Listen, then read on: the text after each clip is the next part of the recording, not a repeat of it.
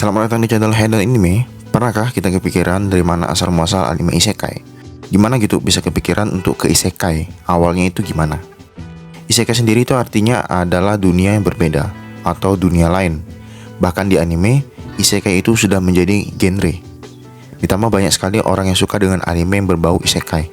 Karena ada sensasi baru seperti tokoh utama yang menjadi spesial berkat pengetahuan dunia modern seperti di anime Knight and Magic, kekuatan bela diri, senjata spesial seperti di anime Tate no Yusa, imajinasi tentang kekuatan di tingkatan yang berbeda seperti di anime Shadow Garden, dan bisa sihir seperti di anime Kenja no Mago. Isekai itu punya dua karakteristik, yaitu berpindah ke dunia lain dan bereinkarnasi ke dunia lain. Menurut ensiklopedia, konsep isekai itu berasal dari literatur Jepang kuno, khususnya cerita nelayan Urashima Taro, yang dibawa ke kerajaan bawah laut setelah menyelamatkan seekor penyu. Cerita rakyat ini diadaptasi menjadi salah satu film anime yang paling awal, yaitu Urashima Taro karya Seitaro Kitayama pada tahun 1918. Cerita Urashima Taro ini ada 3 versi cuy. Yang pertama, versi Otogijoshi. Versi ini menceritakan Urashima Taro yang menolong penyu. Setelah beberapa hari menolong penyu itu, ada seorang wanita cantik yang menghampirinya dan diajaklah Taro ke istana untuk menemui sang putri. Ketika bertemu, Taro kaget karena putri tersebut mengaku adalah penyu yang ditolongnya tempo hari. Mereka menikah hingga 3 tahun berlalu. Taro berkeinginan untuk pulang kampung, sekaligus mengabari orang tuanya kalau Taro sudah tidak jomblo. Karena ngotot pulang kampung, putri pun memberikan kotak tamate bako ke Taro.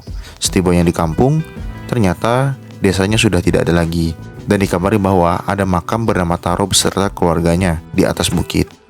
Karena sedih, Taro unboxing tamate bako, tiba-tiba keluar asap dan Taro berubah menjadi burung jejang lalu menghilang. Yang kedua, versi dari turunan Otogijoshi. Versi ini sama seperti Otogijoshi, bedanya putri penyu itu ada namanya Otto. Lalu bedanya lagi, tamate bako yang dibuka oleh Taro merubah Taro menjadi kakek tua, dan diperhitungkan bahwa Taro telah pergi ke dasar samudera selama 700 tahun. Yang ketiga, versi Mayosu.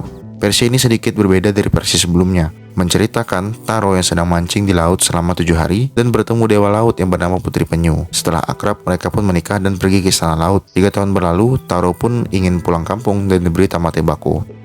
Ketika sampai di kampung halaman, Taro terheran karena kampungnya sudah tidak ada. Taro berpikir, jika dia membuka hadiah atau tamate bako dari Putri Penyu, maka semua akan kembali seperti semula. Ketika di unboxing, seketika Taro menjadi tua dan meninggal.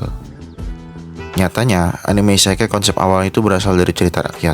Terlepas dari cerita ini benar atau tidak, gue yakin anime isekai pasti benar cuy.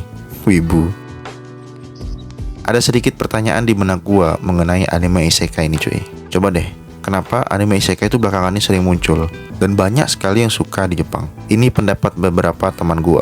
Jepang itu merupakan negara dengan persentase pekerja kantor terbanyak di dunia cuy. Jangan minder cuy, mereka hobi jadi PNS. Karena hal ini, banyak para pekerja kantor yang lelah. Dalam beberapa kasus, ada pekerja kantor yang sampai bunuh diri karena tekanan pekerjaan. Maka dari itu, anime isekai muncul sebagai solusi untuk mereka.